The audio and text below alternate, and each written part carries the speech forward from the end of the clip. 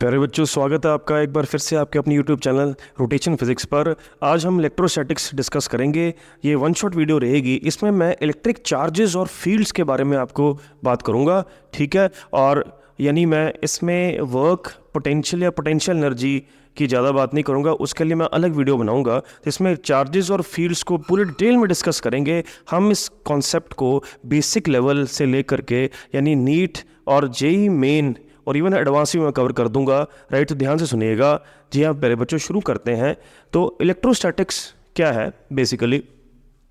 इसमें हम जो चार्जेस मानते हैं, चार्जेस स्टैटिक चार्जेस मानते हैं हम हमेशा।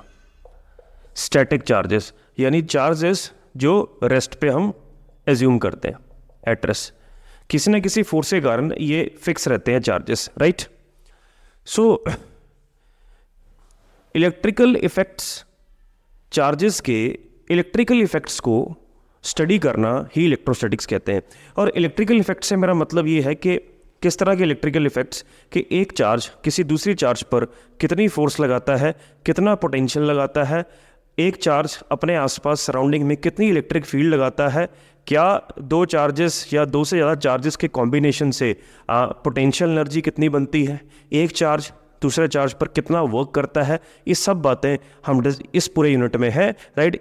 इन्हीं को कहते हैं इलेक्ट्रिकल इफेक्ट्स ऑफ चार्ज। तो सबसे पहला जो कॉन्सेप्ट है कि चार्ज की प्रॉपर्टीज़ मैं डिस्कस कर लेता हूँ, क्योंकि इसमें से कोई ना कोई सवाल आपका बन ही जाएगा। Properties of charges. तो चार्ज की जो पहली प्रॉपर्टी है, राइट, तो ऐसा नहीं है कि मैं सीरियल वाइज बात कर रहा हूँ। कोई भी पहली प्रॉपर्टी मीन्स कोई भी जो इंपॉर्टेंट प्रॉपर्टी मुझे लगी मैं पहले डिस्कस कर रहा हूँ, राइट। ये ध्यान दीजिएगा। तो चार्ज जो है क्वांटाइज्ड होता है। Charge is quantized. तो क्वांटाइजेशन का केवल ये मतलब है कि किसी भी बॉडी पे जो चार्ज आएगा, राइट, किसी भी बॉडी किसी भी ऑब्जेक्ट पर जो चार्ज आएगा वो इस फॉर्म में आएगा हमेशा, एन ई के फॉर्म में। एन यहाँ पर इंटीजर है जो कि -1, -2, -3, राइट, 1, 2, 3, 0, ये सब वैल्यूज अटेन कर सकता है, राइट। तो प्लस माइनस मैं यहाँ पे लिख देता हूँ। ई क्या है?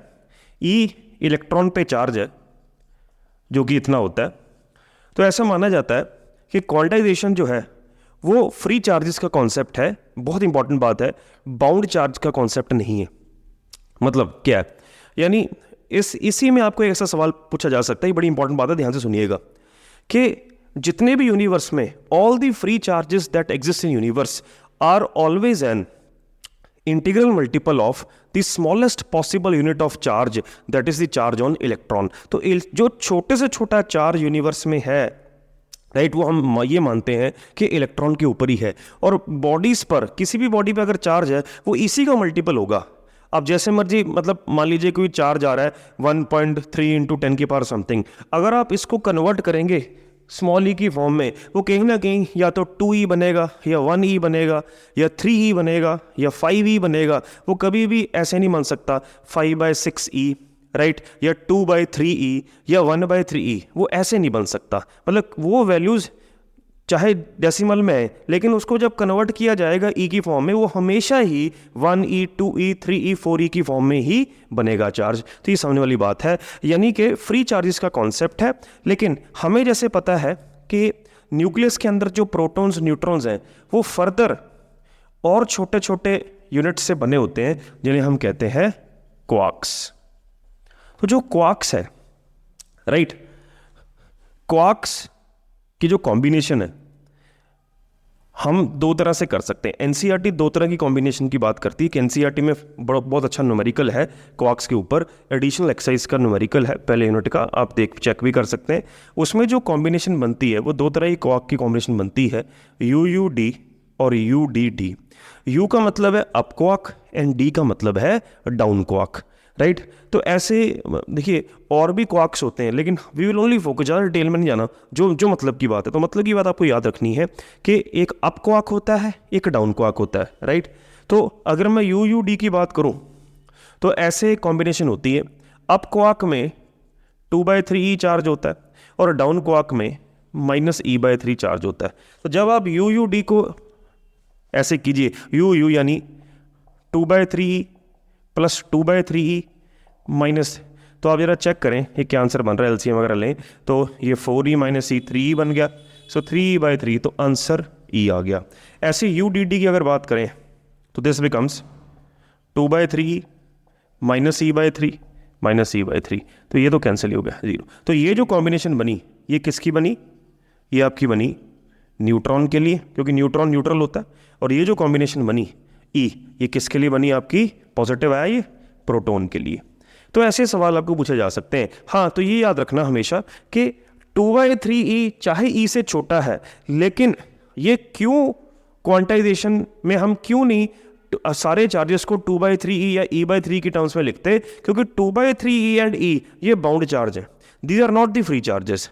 तो क्वांटाइजेशन हमेशा फ्री चार्जेस का कॉन्सेप्ट है। अगली बात क्वांटाइजेशन की ये है, क्वांटाइजेशन जो है जो हम मैक्रो लेवल पर इग्नोर करते हैं, क्योंकि मैक्रो लेवल पर बहुत बड़े चार्जेस एग्जिस्ट करते हैं, राइट, जिन्हें हम मैन्युअली काउंट नहीं कर सकते।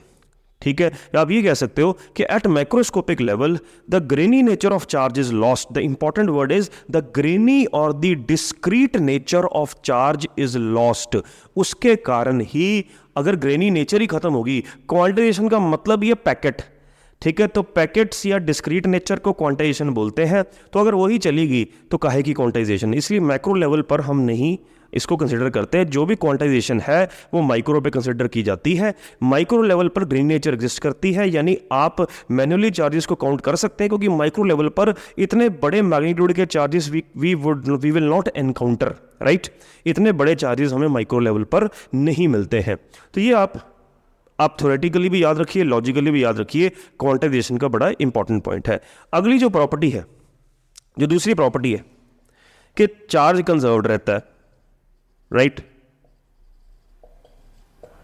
Conservation of charge. तो आपको पता ही है अगर चार्ज कंजर्व्ड है, जैसे एनर्जी कंजर्व्ड है, तो चार्ज को ना ही क्रिएट किया जा सकता है ना ही आपको डिस्ट्रॉय किया जा सकता है, राइट, चार्ज को। बट हाँ, चार्जेस एक दूसरी फॉर्म में आ जा सकते हैं किसी भी रिएक्शन में, राइट, लेकिन अल्टीमेटली वो कंजर्व्ड ही रहेगा। इसकी सीधी सीधी एग्जांपल ये हो सकती है कि एक न्यूट्रॉन प्रोटॉन में बदलता है, ठीक है, और क्या होता है, वो एक इलेक्ट्रॉन देता है प्लस एनर्जी देता है, राइट। तो आप देख लीजिए इनिशियली चार्ज कितना है, 0, प्रोटॉन पे चार्ज कितना है, इलेक्ट्रॉन पे कितना, माइनस एनर्जी पे कोई चार्ज नहीं, तो 0 बराबर 0 हो गया। तो यह है क्वांटाइजेशन, क्लियर है। नए चार्ज आ जा सकते हैं कि न्यूट्रॉन ने प्रोटॉन प्लस इलेक्ट्रॉन दे दिया, और अल्टीमेटली जो टोटल चार्ज होगा वो कंजर्व्ड रहेगा, वो कांस्टेंट रहेगा विद द टाइम। ये है आपका कंजर्वेशन ऑफ चार्ज। अगली जो प्रॉपर्टी है, मैं एक मिनट बोर्ड रब करूं,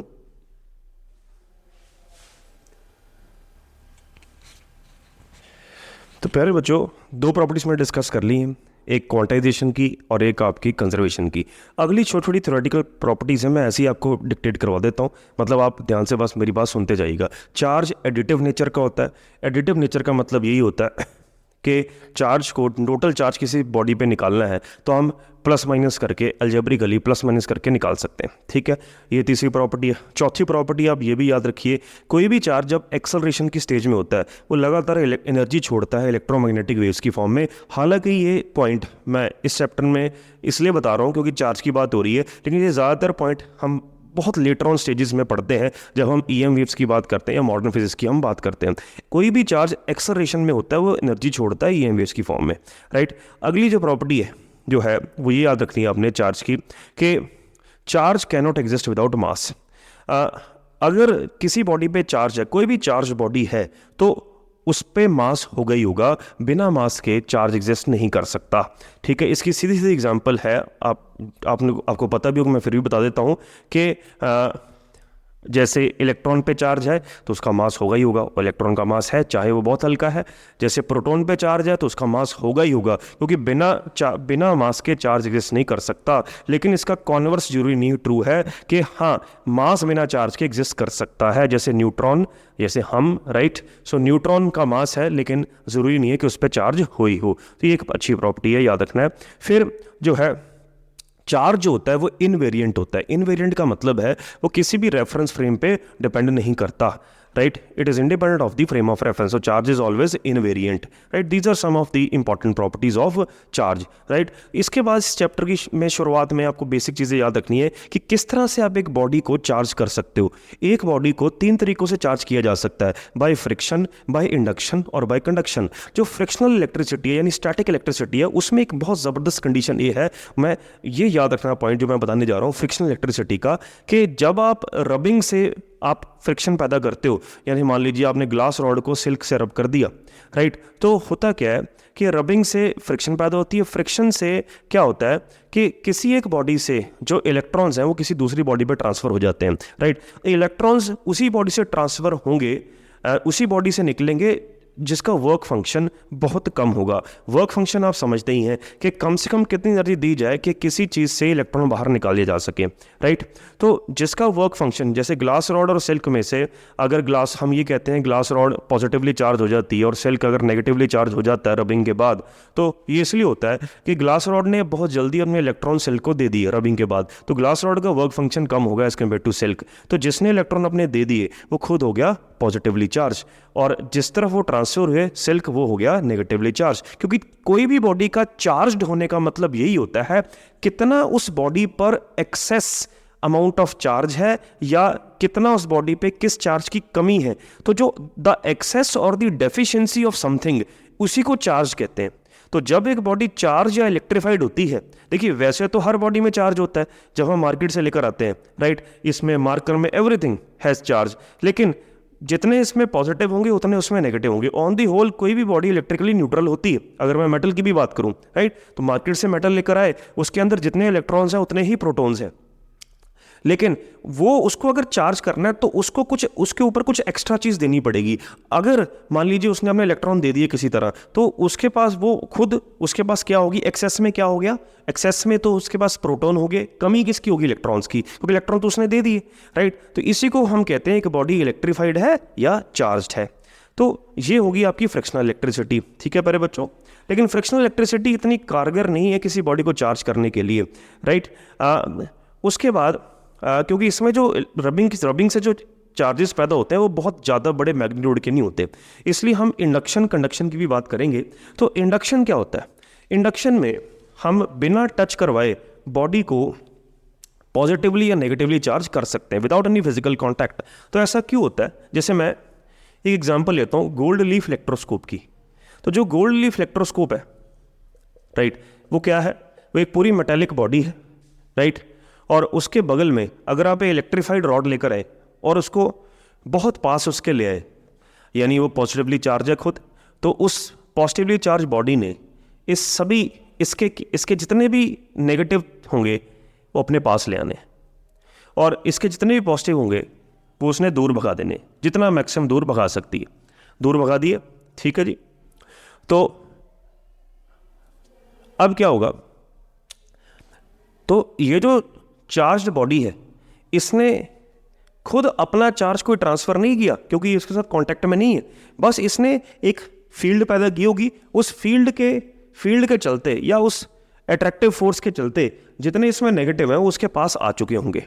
तो इंडक्शन का यही इंपॉर्टेंट पॉइंट है, राइट, कि इंडक्शन में कभी भी बॉडी अपना चार्ज खुद ट्रांसफ़र नहीं करती, बस चार्जेस को रीअरेंज करती है।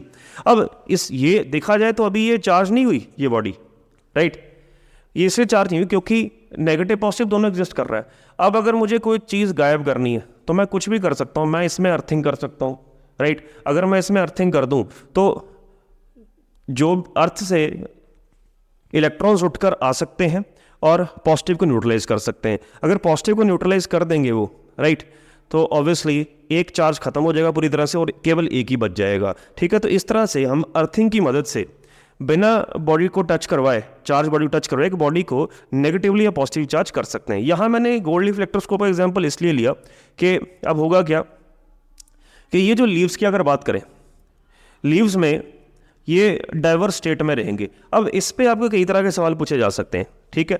ये इसको रिपेल करेगा तो डाइवर्ज होंगे, तो इनकी डाइवर्जेंस या कन्वर्जेंस की प्रॉपर्टी से चेक कर लिया जाता है कि उसमें इस जगह पर चार्ज है कि नहीं है, राइट। तो फॉर एग्जांपल अब इस पे क्या क्या सवाल बनेंगे। मान लीजिए इस पे आपको कहे कि इसमें एक्सरे स्ट्राइक करवा दी, किसी तरह आपने एक्सरे इस पे गिरा दी, जब आपने इस पे एक्सरे गिरवा दी, राइट, एक्सरे क्या है, इलेक्ट्रोमैग्नेटिक वेव, मान लीजिए फोटो इलेक्ट्रिक इफेक्ट की सारी कंडीशन सेटिस्फाई हो रही हैं, जितनी एक्सरे की फ्रीक्वेंसी यानी फोटोन की फ्रीक्वेंसी है वो उस मेटल के थ्रेशोल्ड फ्रीक्वेंसी से ज़्यादा आ रही है या लगभग बराबर आ रही है, तो फोटो इलेक्ट्रिक इफेक्ट हो गया। तो लीव्स पर जब गिराई तो हुआ क्या, लीव्स में से आपके इलेक्ट्रॉन बाहर आ गए। जब इलेक्ट्रॉन बाहर आ गए तो ये लीव्स और ज़्यादा पॉजिटिव हो गए। अगर ये और ज़्यादा पॉजिटिव हो गए तो ये पहले डाइवर्जेंट स्टेट में है, अब और ज़्यादा फैल जाएंगे। तो इस तरह से आपको सवाल बनेंगे, ठीक है। जैसे फॉर एग्जांपल हमने लीव्स पर जैसे तैसे नेगेटिव चार्ज ले आए, हमने कोई भी फोटोन या इलेक्ट्रोमैग्नेटिक वेव या एक्सरे जैसी कोई चीज़ इस पर गिराई, what will happen, again photo electric effect हो गया, मैंने मान लिया, ठीक है, फोटो इलेक्ट्रिक इफेक्ट हो गया। तो अभी ये डाइवर्जेंट स्टेट में तो है, राइट, लेकिन अब नेगेटिव बाहर नहीं लग पड़ा, क्यों, क्योंकि नेगेटिव फोटो इलेक्ट्रिक इफेक्ट में इलेक्ट्रॉन बाहर आ गए तो ये थोड़ा सा अंदर की तरफ आया, ठीक है। तो अब ये डाइवर्जेंट से थोड़ा कन्वर्जेंट में आ जाएंगे। इसी तरह से वो ऐसे भी कह सकता है कि अगर लीव्स अनचार्ज्ड है, स्टिल आपने एक्सरे गिराई, स्टिल अगर आपने एक्सरे गिरा दी तो क्या हुआ, तो इलेक्ट्रॉन तो फिर भी बाहर आ गए, क्योंकि इसमें इलेक्ट्रॉन प्रोटॉन दोनों है, इलेक्ट्रॉन बाहर आ गए तो ये पॉजिटिवली चार्ज हो गया। तो पहले जो लीव्स बिल्कुल पास थे अब एकदम फैल गए, एकदम डाइवर्ज हो गए। तो लीव्स की डाइवर्जेंस की प्रॉपर्टी से ही चेक किया जाता है कि इस इलेक्ट्रोस्कोप पर चार्ज है कि नहीं है, ठीक है प्यारे बच्चों। तो इस तरह के आपको सवाल आएंगे। अगर मैं यही कंडक्शन की बात करूं, कंडक्शन में क्या करना है, जैसे इंडक्शन में हम ये कह सकते हैं कि ऑपोजिट नेचर का चार्ज पास आ जाता है और सिमिलर नेचर का चार्ज दूर चला जाता है। लेकिन अगर मैं इंडक्शन की बात करूं, जैसे मैं यहीं पे बात करूं, तो अगर इसको फिजिकल कांटेक्ट में ले दिया जाएगा तो एक तरह से सर्किट कंप्लीट हो जाएगा, क्योंकि ये भी मेटल है, ये भी मेटल है, ये भी मेटल है, तो ये सारा का सारा positive charge as it is पूरी इलेक्ट्रोस्कोप पर फैल जाएगा, लीव्स फिर डाइवर्ज हो जाएंगे। तो कंडक्शन में क्या होता है, एक तो फिजिकल कांटेक्ट करते हैं, प्लस सिमिलर नेचर का चार्ज पूरी बॉडी में फैल जाता है। तो इस तीन तरीकों से हम एक किसी भी बॉडी को चार्ज कर सकते हैं। आगे बढ़ते हैं प्यारे बच्चों।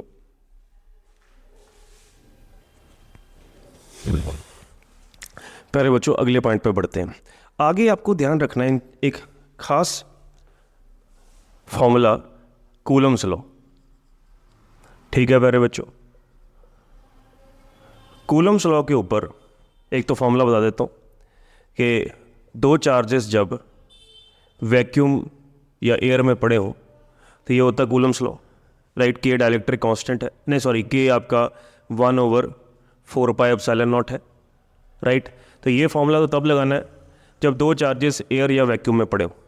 अगर यही दो चार्जेस किसी मीडियम में पड़ जाए जिसका डाइलेक्ट्रिक कांस्टेंट वगैरह गिवन है, तो आपके पास जो मीडियम की फोर्स आ जाती है वो आ जाती है 1/4πε0 एप्सिलॉन आर डाइलेक्ट्रिक कांस्टेंट है, Q1 Q2/r²।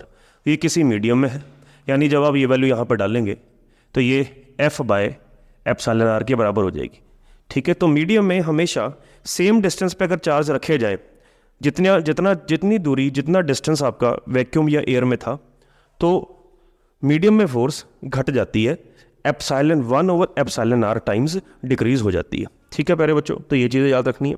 जैसे इस पर बेसिक सवाल तो इतने मर्जी बना लो, राइट, तो लेकिन कुछ इंपॉर्टेंट कंपटीशन में NEET JEE Main even advance में जो क्वेश्चन लगातार पूछे गए हैं तो इस तरह से पूछे गए हैं। मान लीजिए मैं कुछ सिचुएशंस आपको बता देता हूँ। आप ये एक ऐसे spherical, very small spherical bodies मान लीजिए, या कोई भी ऑब्जेक्ट्स हैं, ये रस्सी से बांधी हैं, राइट, और ये एंगल थीटा और ये भी एंगल थीटा बोल दिया गया। इनके मासेस वगैरह भी हैं, राइट, और इन पे चार्जेस भी पड़े हैं, ठीक है प्यारे बच्चों। तो कुछ भी चार्ज पड़ा हो सकता है इस पर। तो मान लीजिए कि इस पे चार्ज Q1 है, इस पे चार्ज Q2 है, राइट। तो इक्विलिब्रियम की कंडीशन बोली हुई, तो मान लीजिए सारा सिस्टम इक्विलिब्रियम है। अब ये सिस्टम इक्विलिब्रियम में होगा कैसे? सबसे पहले इस पे जितनी भी फोर्सेस होंगी वो बैलेंस होनी चाहिए हर डायरेक्शन में, तभी ये स्टेट इक्विलिब्रियम में आएगी, राइट। तो आप दोनों में से किसी का भी इक्विलिब्रियम कंसिडर कर लो। अगर आपने इसका एक इक्विलिब्रियम मानना है तो mg वेट नीचे आएगा, राइट, यहाँ टेंशन फोर्स आएगी, राइट। अगर ये थीटा है तो ये थीटा आएगा, टेंशन के कंपोनेंट बनाए जाएंगे, टी कॉस थीटा, इधर क्या बनाया जाएगा, टी साइन थीटा। अब बच्चे यहाँ कई बार जल्दबाजी में गलती करेंगे, बेटा ध्यान रखना ये चार्ज भी एन पे पड़ा हुआ, ठीक है। मान लीजिए दोनों पे पॉजिटिव चार्ज पड़ा है, तो जो Q1 और Q2 है वो ग्रेटर देन 0 है, ये मान लेते हैं। तो ये वाला इसको रिपेल करेगा, तो इधर भी एक फोर्स आएगी जिसे हम कूलम फोर्स कहेंगे F, राइट।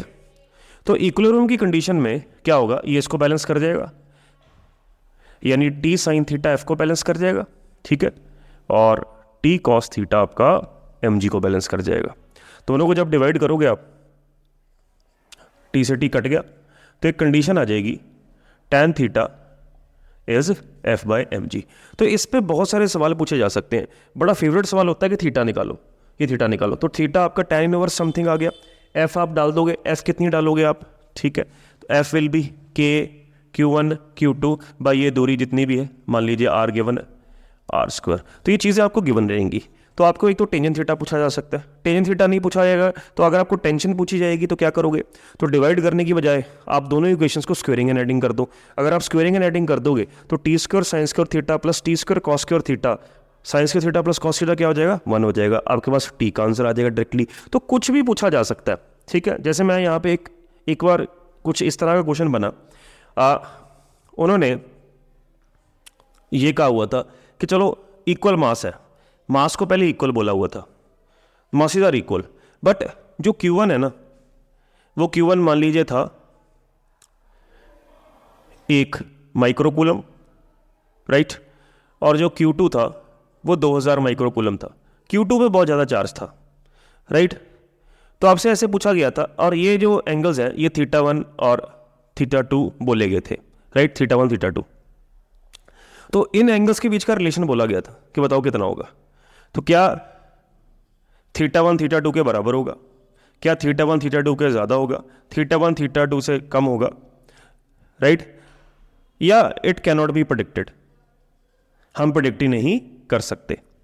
तो क्या करना आपने, देखो प्यारे बच्चों, तो आपने पहले ये इक्वेशन तो बनानी है, राइट। एक बार आपने इक्वेशन बनानी है θ1 के लिए, आ जाएगी सेम इक्वेशन इसके लिए θ2 के लिए बनानी है। तो देखिए इसमें भी क्या बनेगा, जब आप सेम इक्वेशन θ2 के लिए बनाएंगे तो f तो दोनों का सेम ही रहेगा, क्योंकि f का फॉर्मूला क्या है, K Q1 Q2 bye R square, वो तो सेम ही रहेगा, राइट, मास सेम ही है बोला गया उन्होंने, तो उसकी भी यही इक्वेशन बन जाएगी। अगर यही इक्वेशन बन जाएगी, साफ पता लग रहा है tangent θ1 is equal to tangent θ2, तो इसका मतलब θ1 इज इक्वल टू θ2, तो ऐसे सवाल बन गया। लेकिन हाँ, इसमें वेरिएशन क्या हो सकती है, वो आपको ये कह सकता है कि हाँ मासेज अलग अलग है। अगर मासेज अलग अलग है तो प्यारे बच्चों कभी भी एंगल सेम नहीं आ सकते, राइट, क्योंकि टेंजेंट θ1 बन जाएगा F/m1g, ये बन जाएगा F/m2g। तो जब तक मास सेम है तो इस केस में θ1 θ2 के बराबर होगा, अदरवाइज θ1 θ2 की वेरिएशन आ ही जाएगी, ठीक है प्यारे बच्चों। तो ये इस तरह के बड़े शानदार सवाल बनते हैं। हाँ, इसमें एक और वेरिएशन आ सकती है, इसी सिस्टम को अगर मैं, ये तो मैंने एयर में रखकर बात की, इसी सिस्टम को अगर मैं पानी में डिप कर दूं या किसी ऐसे मीडियम में डिप करूं जिसका डायलेक्ट्रिक कांस्टेंट स्मॉल के या एप्सिलॉन आर आपको दिया हुआ है, तो क्या होगा, तो क्या चेंज करोगे आप प्यारे बच्चों इसमें, तो ये मैं बना देता हूं। सो अगर यही सिस्टम सारा किसी मीडियम में डिप कर दिया जाए तो how will you change the question. तो देखिए प्यारे बच्चों, ये थीटा मान लेते हैं, mg। अब यहां पे एक चीज आएगी, mg तो लगेगा, अपथ्रस्ट भी बेटा लगेगा, तो अपथ्रस्ट आर्किमिडीज प्रिंसिपल से लगेगा। इधर ये थीटा, इधर टेंशन का कंपोनेंट आ गया टी कॉस थीटा, इधर आ गया टी साइन थीटा, और जो फोर्स आएगी मीडियम में वो कितनी आएगी, जितनी वैक्यूम में डिवाइड बाय एप्सिलॉन आर। बस ये चेंजेस आएंगे। तो जो इक्वेशंस बनेंगी वो क्या बनेंगी, एक बन जाएगी T sine theta F by epsilon R, ये इसको बैलेंस करेगी इक्विलिब्रियम में, और upthrust plus T cos theta must be equal to mg, ठीक है प्यारे बच्चों। तो अब अपथ्रस्ट को क्या डालोगे आप, upthrust will be, you can put upthrust is equal to volume into density into gravity. Density किसकी, जिस मीडियम में इसको डिप किया, मान लो इसकी डेंसिटी सिग्मा है, v sigma G, mass volume into density into gravity, आप यहां पुट कर सकते हैं, it is v sigma G plus T cos theta. ऐसे यहाँ इसके मास को, ये तो बॉडी का मास है, उसके लिए बॉडी की डेंसिटी मान लीजिए रो, वी रो इंटू जी। तो यहाँ से आपके पास जो इक्वेशन बनेगी it will be something like this, T cos theta is equal to V rho G minus V sigma G. मैं वी और जी कॉमन ले लेता हूँ, तो अंदर बच गया रो माइनस सिग्मा। तो इस तरह से अब फिर से यहाँ पर अगर वॉल्यूम को चेंज कर दोगे मास बाय डेंसिटी, ठीक है, जी इंटू रो माइनस सिग्मा। अब ये सारी चीज़ें अगर अंदर ले जाओ तो मतलब अगर मास को आप ऐसे रख लीजिए अलग से, रो को अंदर ले जाओ तो it will be G minus of G rho by rho minus G sigma by rho. So rho by rho आपका कट गया, ठीक है, जी कॉमन आ गया तो बन गया 1 माइनस सिग्मा बाय रो, ठीक है। तो ये कंडीशन बन गई m इंटू जी बाहर आ गया 1 माइनस सिग्मा बाय रो। तो ये जितना मैंने तामझाम किया है, तो अब मैं आपको एक जाते जाते एक शॉर्टकट भी दे देता हूँ इस चीज़ का। आपको इतने स्टेप्स नहीं करने पड़ेंगे, लेकिन मैंने आपको करके बता दिए कि एक्चुअली कैसे कैसे इक्वेशन चेंज होगी। आप बच्चों ध्यान से यहाँ पे देख सकते हो कि है ये जो इक्वेशन बनी T cos theta must be equal to M G into 1 minus sigma by rho. आप अगर इसमें देखेंगे इसमें भी कुछ ऐसी बनी है, T cos theta M G के बराबर है, राइट। यहाँ पर M G into 1 minus sigma by rho, यानी ये अलग एक टर्म आ गई। आप सिंपली याद रख सकते हो कि जब भी आप किसी मीडियम में डालोगे तो इस केस में टी कॉस थीटा का जो टेंशन का ये कंपोनेंट है ये सीधा एम जी इफेक्टिव के बराबर आ जाएगा। तो आप डायरेक्टली जी इफेक्टिव को डाल सकते हो। जी इफेक्टिव यहाँ पर हो जाएगा जी इंटू 1 माइनस सिग्मा बाय रो। अब ये इसको क्रैम भी कर सकते हो, ठीक है, फिर इतने स्टेप्स आपको नहीं करने पड़ेंगे। तो ये बड़ा एक शानदार सवाल है प्यारे बच्चों, ये बड़ा ही फेवरेट सवाल होता है कंपटीशन वालों का कि ऐसे स्ट्रिंग के साथ वो मासेस मतलब मासेस सस्पेंड करके आपको कोई भी कंडीशन देकर, इक्विलिब्रियम कंडीशन देकर आपको कई चीज़ें पूछी जा सकती हैं, ठीक है प्यारे बच्चों। आगे बढ़ते हैं अब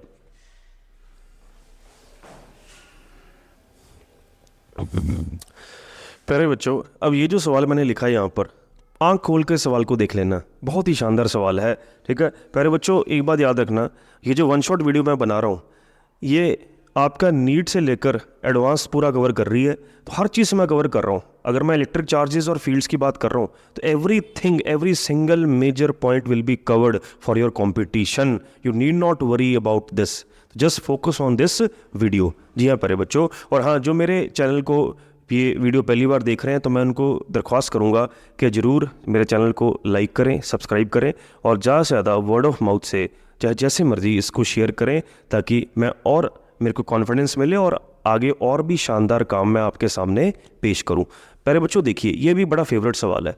दो चार्जेस किसी तरह फिक्स किए हुए हैं, Q और Q दोनों पॉजिटिव हैं, और इनके मिड पॉइंट पर एक चार्ज रखा है -Q। इसको हल्का सा ऐसे डिस्प्लेस करवाया और y की दूरी पर यहाँ पर लेके तो डिस्कस करना है क्या ये इसका जो मोशन है वो किस तरह का मोशन है। क्या वो स्ट्रेट लाइन है, क्या वो सिंपल हार्मोनिक मोशन है, क्या वो ऑसिलेटरी मोशन है, क्या वो पीरियोडिक मोशन है, क्या वो सर्कुलर मोशन है, क्या वो पैराबोला है, वो सब डिस्कस करना है। तो ऐसे क्वेश्चन कैसे करते हैं हम प्यारे बच्चों। ये जो y है, एक कंडीशन आपको क्वेश्चन में गिवन है कि y is less than a। इन दोनों के बीच की दूरी के मुकाबले ये बहुत कम है, y is less than a। तो आप ध्यान से देखेंगे, जब मैं इस चार्ज को यहाँ से यहाँ ले जाऊँगा तो होगा क्या, ये वाला चार्ज पॉजिटिव है, इसको मेरी तरफ खींचेगा F फोर्स से, ये भी इसको मेरी तरफ खींचेगा, राइट। तो इन दोनों का रिजल्टेंट नीचे आएगा, यानी कहने का मतलब है ये इस रिस्टोरिंग फोर्स के वजह से ये वापस अपनी पोजीशन पर आ जाएगा मिड पॉइंट पर। ये यहाँ पे रुकेगा नहीं, moment of inertia of motion की वजह से ये चार्ज इसको ओवरशूट करके यहाँ पहुँच जाएगा। जब ये यहाँ पहुँचेगा फिर से ये वाले चार्जेस वापस इसको खींच लेंगे, अंदर को फिर से एक रिस्टोरिंग फोर्स लग जाएगी। तो देखा जाए ये चार्ज ऐसे ऐसे ऑसिलेट कर रहा है, तो इसका जो मोशन है it is oscillatory. Every oscillatory motion need not be SHM, but हाँ since we have studied one very important condition कि किसी भी ऑसिलेटरी मोशन को अगर SHM बनना है तो 2-3 क्राइटेरिया होते हैं। एक, उसको F is equal to -KX को फॉलो करना पड़ेगा, राइट, वो चेक कर लेंगे। एक, वो उसकी जो डिस्प्लेसमेंट है फ्रॉम द मीन पोजीशन, यहाँ पर जो मीन पोजीशन बनी वो ये बनी, राइट।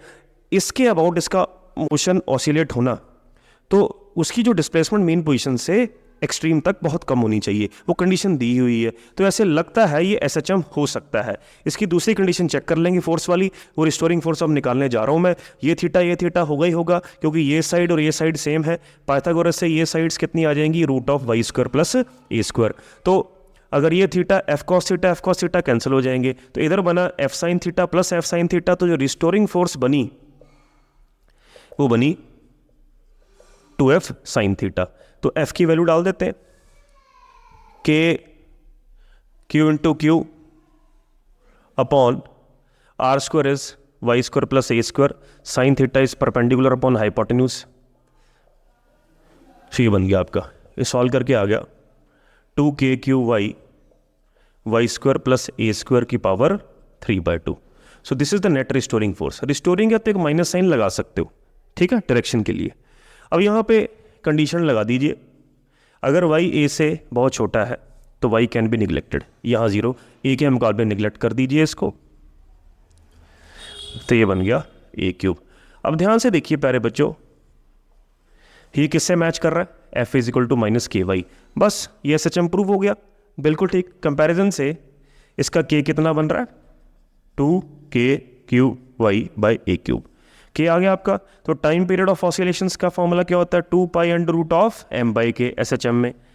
ये k की वैल्यू आप यहाँ डाल दीजिए, ये बन गया a³। बाकी सारी चीज़ें ऊपर ले जाइए, 2kq। This is the time period of SHM। Question आ सकता है, फ्रीक्वेंसी पूछ ले, इसका उल्टा कर लीजिए।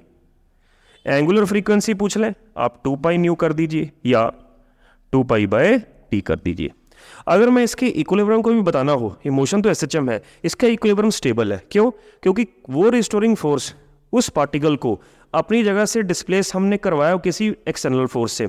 डिस्प्लेस करवाने के बावजूद एक रिस्टोरिंग फोर्स उसको उल्टा वापस उसी की ओरिजिनल पोजीशन पर लेकर आ रही है। इस कंडीशन को क्या बोलते हैं, सब्सटेंस स्टेबल इक्विलिब्रियम में है। अगर वो पार्टिकल, जैसे इस केस में मैं एक क्वेश्चन और बना देता हूँ, मान लीजिए आपको सवाल आता है कि आपने इसका इक्विलिब्रियम इस लाइन के अलॉन्ग नहीं चेक करना, इस लाइन के अलॉन्ग तो इसका इक्विलिब्रियम क्या है, स्टेबल। आपने इसका इक्विलिब्रियम चेक करना है इस लाइन के अलॉन्ग, ऐसे। तो अगर ऐसे इक्विलिब्रियम चेक करना है, लेट अस सी, यहां बना देता हूं मैं। मान लीजिए यहां से थोड़ा सा आगे डिस्प्लेस किया, आप इधर भी कर सकते हो, कोई इशू नहीं। ये यहां पहुंच गया, जब ये यहां पहुंच गया, इसके ज्यादा पास आ गया, ये x हो गया, ये मान लीजिए x' हो गया। x कम है, डिस्टेंस कम है, तो ऑब्वियसली फोर्स ज़्यादा होगी। तो इसकी जो अट्रैक्टिव फोर्स है एज कंपेयर टू इसकी अट्रैक्टिव फोर्स, तो ये बड़ी हो जाएगी। ये मान लीजिए F1 है, ये F2 है, तो F1 will be greater than F2। जो भी रिजल्टेंट आएगा फिर बड़ी फोर्स की तरफ आएगा, यानी ये चार्ज इधर चला जाएगा। यानी क्या वो अपनी ओरिजिनल पोजीशन पर वापस आया? नहीं, ये तो फर्दर और दूर जा रहा है उससे। तो जब एक पार्टिकल, जब एक ऑब्जेक्ट अपनी ओरिजिनल पोजीशन पर आने की बजाय और दूर चला जाए अपनी ओरिजिनल पोजीशन से, फर्दर एंड फर्दर अवे, उस कंडीशन को कहते हैं अनस्टेबल इक्विलिब्रियम। तो प्यारे बच्चों, बड़ा शानदार सवाल था। अगले शानदार सवाल की तरफ बढ़ते हैं, आप आ जाइए। प्यारे बच्चों, अगला जो सवाल है, अगेन बहुत ही ब्रिलियंट सवाल है, ठीक है। ऐसा सवाल एडवांस में तो 2-4 बार पूछा ही गया है, राइट। लेकिन ऐसा नहीं है कि नीट या जेईई मेन वाले सो जाएंगे ना, पूछा जा सकता है, राइट। तो देखिए, समझिए, थोड़ा डिफरेंट सवाल है। आपने बहुत सारे सवाल किए होंगे कूलम्स लॉ पर, मैं गारंटी दे सकता हूँ।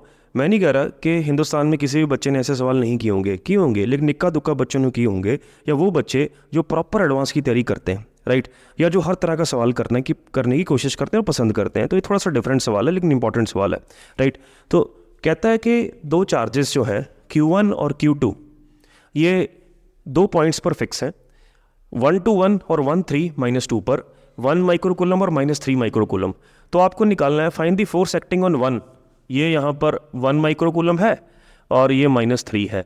1 पर फोर्स निकालनी है इसके कारण, ठीक है। तो प्यारे बच्चों, ये हमें ऑप्शंस कुछ इस तरह की दी हैं वेक्टर फॉर्म में, ये मैंने आंसर ही लिख दी है, तो सारी तकरीबन ऐसी फॉर्म में। तो वेक्टर फॉर्म में आपने F12 निकालना है, हमें फॉर्मूला पढ़ा होगा आपने, 1/4πε0 Q1 Q2 mod of R का क्यूब R12 वेक्टर। तो ये अगर फोर्स ऑन 1 ड्यू टू 2 है तो इसका ये फॉर्मूला रहता है, ठीक है। बस आपने कुछ नहीं करना, ये वेक्टर अब निकालना है। वेक्टर निकालने के लिए आप ये जो पॉइंट्स हैं 1-1, इसको वेक्टर फॉर्म में लिख लो। तो 1-1 को क्या लिखा जा सकता है, i cap plus 2j cap plus के कैप। इस तरह 1 3 माइनस 2 को क्या लिखा जा सकता है, I cap plus 3j cap minus 2k cap. ठीक है जी। तो अब जो r12 वेक्टर होगा आपने इसमें से इसको माइनस कर देना, r12 वेक्टर मतलब इसमें से इसको माइनस कर देना। जब आपने माइनस किया i minus I 0, 3 minus 2 1, minus 2 minus 1 minus 3k। तो जो आपका बना वो देखिए j कैप माइनस 3 कैप बन ही गया है, 3k कैप। तो कुछ ऑप्शंस 4 में से 2 या किस्मत अच्छी हो तो केवल एक ही ऑप्शन में ये मिलेगा, राइट, जो कि होता है। तो आपको बिना सॉल्व किए इसका आंसर आ गया, जैसे आपने अगर वेक्टर निकाल लिया। हाँ, कई बार क्या होता है 4 में से 2 ऑप्शन ऐसी मिलती हैं तो फिर आपने इसको भी सॉल्व करना ही पड़ेगा आपको। तो मैंने जे कैप माइनस 3k कैप कैसे आया ये मैंने आपको बता दिया, राइट। अब कुछ नहीं करना, बस इसमें ये वैल्यू डालनी है 9 × 10 की पावर 9, Q1 की वैल्यू डालनी है 10 की पावर माइनस 6, Q इसकी 3 × 10 की पावर माइनस 6। आप जब भी कूलम सॉल्व लगाते हैं अगर आपने जैसे अगर वेक्टर फॉर्म में लगाना है तो आप एक माइनस साइन लगा लें, अगर आपने इसका मॉड निकालना है तो ना लगाएं, तो मैं इसका एक माइनस साइन लगा देता हूँ, ठीक है, चाहे ऑप्शन में मेंशन नहीं है, राइट। तो मैंने बार इस वाले चार्ज का माइनस ले लिया। r³ मतलब इसका मॉड निकालना है। मॉड कैसे निकालते हैं किसी वेक्टर का, आपने अंडर रूट लेना होता है, राइट। और क्या करना आपने 1 - 1 का होल स्क्वायर प्लस 3 - 2 का होल स्क्वायर प्लस -2 - 1 का होल स्क्वायर, ठीक है। ये सारा क्या है, क्यूब, राइट। तो ये बन गया 3 9 × 27, 27 × 10 की पावर -3। तो ये तो ऊपर वाला ये बन ही गया, राइट। एक माइनस n मैंने लिया हुआ है। नीचे ये अंडर रूट में क्या बना, 1 का square 1, 3 - 2 is again 1, sorry this is 0, this is 1, 1 का स्क्वायर 1 और ये 10 बन गया। तो under root 10, right. So under root 10 का क्यूब, सो ये बन गया। साथ में आपका वो चला ही आ रहा है जे कैप माइनस 3k कैप, जे कैप माइनस 3k कैप। तो ये 1/2 हो गया, तो ऐसा कर लेते हैं। तो यानी ये बन गया 27, यहाँ कर देता हूँ, ये बन गया 27 × 10 की पावर -3, 10 की पावर 3/2, क्योंकि 1/2 3 से मल्टीप्लाई हो जाएगा, 10 की पावर 3/2। सो जे कैप माइनस 3k कैप। जो 10 की पावर 3/2 है उसको स्प्लिट कर लो, 10 मल्टीप्लाई हुआ 10 की पावर हाफ, क्योंकि 1 + 1/2 = 3/2। सो ये 10 मल्टीप्लाई हुआ 10 की पावर हाफ क्या बन गया, 10√10। तो ये बन गया आपका 27 × 10 की power -3 upon 10√10 J cap minus 3k cap. So this is a very important question. अगले क्वेश्चन पे बढ़ते। प्यारे बच्चों, तो अगला जो इंपॉर्टेंट टॉपिक है कंपटीशन में, again a very favourite and very important topic, force due to continuous distribution of charge. जैसे कि मैंने कहा था कि जब अपना चार्ज अपनी ग्रेनी नेचर या डिस्क्रीट नेचर लूज कर दे तो वो कंटिन्यूस में कन्वर्ट हो जाए। कंटिन्यूस मतलब बहुत बड़े चार्जेस, करोड़ों चार्जेस, मतलब अगर मैं करोड़ों अरबों डॉट बोर्ड पे लगा दूं, डॉट, ठीक है, और दूर से देखूं तो वो हम उन डॉट्स को काउंट नहीं कर पाएंगे, हमें वो एक स्ट्रेट लाइन की तरह नजर आएंगे। उस तरह की चार्ज डिस्ट्रीब्यूशन को बोलते हैं कंटिन्यूस चार्ज डिस्ट्रीब्यूशन। कंपटीशन का अनदर फेवरेट सेगमेंट है ये। तो देखिए क्या है, मैंने 2 तरह से क्वेश्चन लिए हैं, दोनों ही कई बार इस तरह के सवाल पूछे जा चुके हैं। पहले मैंने किल लिया है कि मान लीजिए आपको सवाल आए, कोई रॉड है जिस पे चार्ज क्यू पड़ा है, इसकी लेंथ एल है, इस रॉड के बगल में चार्ज पड़ा क्यू, इन दोनों चार्जेस के बीच में कितनी फोर्स है वो निकालिए। अब कई बच्चे कहेंगे सर फोर्स निकाल देते हैं, कूलम्स और डायरेक्टली लगा देते हैं, के क्यू क्यू बाय यहाँ से इसके सेंटर की दूरी ले लेंगे ना। ऐसा नहीं होता, क्योंकि रॉड यहाँ पे बड़ी बॉडी है, कंटिन्यूस बॉडी है, उसमें करोड़ों अरबों चार्जेस हैं। रॉड एक 1 डायमेंशनल बॉडी है। 1 डायमेंशनल बॉडी में आपको सबसे पहले एक छोटा एलिमेंट मानना पड़ेगा, उस छोटे एलिमेंट पे कितना चार्ज पड़ा वो निकालना पड़ेगा। तो ये छोटा एलिमेंट है, इस पे जो चार्ज पड़ा है वो दैट इज dq। dq कैसे निकाला, पूरी लेंथ पे चार्ज q है, पूरी लेंथ पे चार्ज q है, एक पे q/l है, हमें तो dx लेंथ में चाहिए, इतनी लेंथ में कितना है, तो इतनी लेंथ में आपका q/l dx आ गया। तो अब पहले इस dq चार्ज और इसके बीच में डायरेक्टली कूलम्स लॉ लगाया जा सकता है, क्योंकि ये भी स्मॉल चार्ज है, ये भी स्मॉल चार्ज है। कूलम्स लॉ लगा दिया, k dq q बाय यहाँ से यहाँ तक की दूरी x स्क्वायर। लेकिन पूरी रॉड के लिए क्या करना है आपने, इंटीग्रेशन, राइट। आपने क्या करना है, डी क्यू की वैल्यू डाल देनी है। डी क्यू की वैल्यू क्या, Q by L D X डल गई, दोनों तरफ डेरिवेटिव बन गया। We have to integrate. Integrate कैसे करना है, अगर ये एलिमेंट यहाँ होगा तो इसकी इस चार्ज से दूरी होगी डी, अगर ये एलिमेंट कोने में होगा इसकी इस चार्ज से दूरी होगी डी प्लस एल। बस इंटीग्रेट करके ये सवाल, ये आप डायरेक्टली फॉर्मूला भी याद कर सकते हो, लेकिन मैंने आपको टेक्निक बताई है, कई बार आपको ऐसे इंटीग्रेशन करनी पड़ेगी, राइट। दूसरा सवाल, एक रिंग का सवाल लिया मैंने, तो रिंग भी एक वन डायमेंशनल बॉडी है, रिंग पे चार्ज क्यों पड़ा है, इसके एक्सिस पर एक चार्ज माइनस क्यों पड़ा है, तो बताइए ये रिंग इस पे कितनी फोर्स लगा रही है वो निकालनी है। तो अगेन वही इंटीग्रेशन वगैरह करके आप सीधा इसका फॉर्मूला याद रख सकते हो, रिंग किसी भी चार्ज पार्टिकल पर जो चार्ज पार्टिकल उसके एक्सिस पे पड़ा होगा वो इतनी फोर्स लगाएगी। आर उसका रेडियस है, एक्स उसकी एक्सिस से सेंटर तक की दूरी है, याद रखना। यही फॉर्मूला इलेक्ट्रिक फील्ड के लिए भी वैलिड होता है, ठीक है, मैं यही बता देता हूं। अगर ये चार्ज हटा दूं तो ये रिंग इस पॉइंट पे कितनी इलेक्ट्रिक फील्ड लगा रही है, तो उसका फॉर्मूला है ये वाला क्यू हटा देंगे बस आप, बाकी सब कुछ सेम। फोर्स की बात होगी तो ये क्यू लगा देंगे, दैट्स इट। तो इलेक्ट्रिक फील्ड के लिए भी याद रखिए ये फॉर्मूला बन गया। कई बार वो कहता है ये जो एक्स है ये अगर रेडियस से बहुत कम है, यानी ये काफ़ी पास पड़ा है, तब ये कंडीशन यहाँ पे डाल देंगे, यहाँ पे एक्स जीरो डाल देंगे, तो आपके पास ये फोर्स ये बन जाएगी। ये force F proportional to minus X की बन गई, यानी आप ये कह सकते हो जब इस पर ये इधर फोर्स लगेगी, ये इधर भागा चला आएगा, ये यहाँ जाएगा, ये फिर से इसको वापस ऐसे खींच लेगा, राइट। तो ये ऐसे ऑसिलेट करता चला जाएगा इसके अबाउट, राइट। तो इसका जो ये ऑसिलेटरी मोशन होगा इस चार्ज पार्टिकल का वो SHM होगा।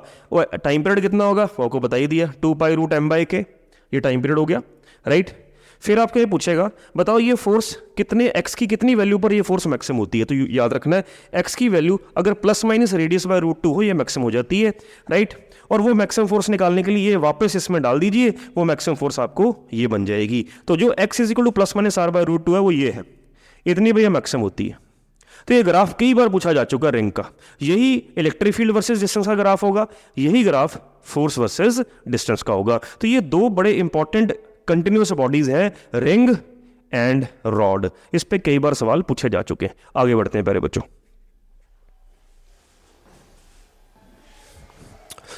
प्यारे बच्चों अगला शानदार टॉपिक जो मैंने उठाया है वो है charging of A metallic body and charge induction in A metallic body.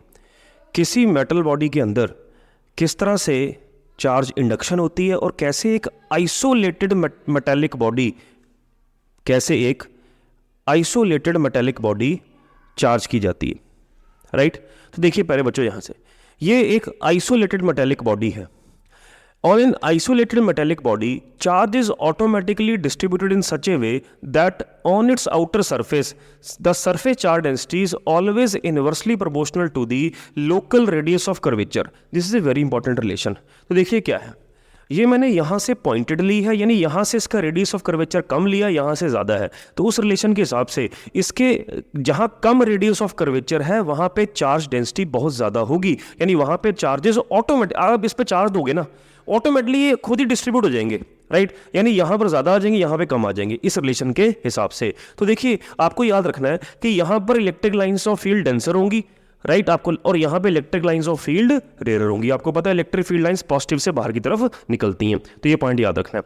Charges इस तरह से डिस्ट्रीब्यूट होते हैं इन मेटल बॉडी कि उसके अंदर फील्ड कितनी होगी, जीरो। ये बात याद रखना है, कुछ भी हो जाए, जैसे मर्जी आप किसी भी मेटालिक बॉडी को किसी एक्सटर्नल फील्ड में रख दें, बहुत सारे चार्जेस की फील्ड में रख दें, चार्ज हमेशा इस तरह से डिस्ट्रीब्यूट होंगे कि उसके अंदर मेटल बॉडी के अंदर हमेशा इलेक्ट्रिक फील्ड कितनी रहेगी, जीरो। ये याद रखना पॉइंट। तो ये पहली बात याद होगी। दूसरे पॉइंट पे मैंने बताया है कि कैसे इंडक्शन होती है मेटल बॉडीज में। तो एक आर्बिट्ररी शेप मेटल बॉडी है, इसको मैंने एक एक्सटर्नल चार्ज की फील्ड में रख दिया।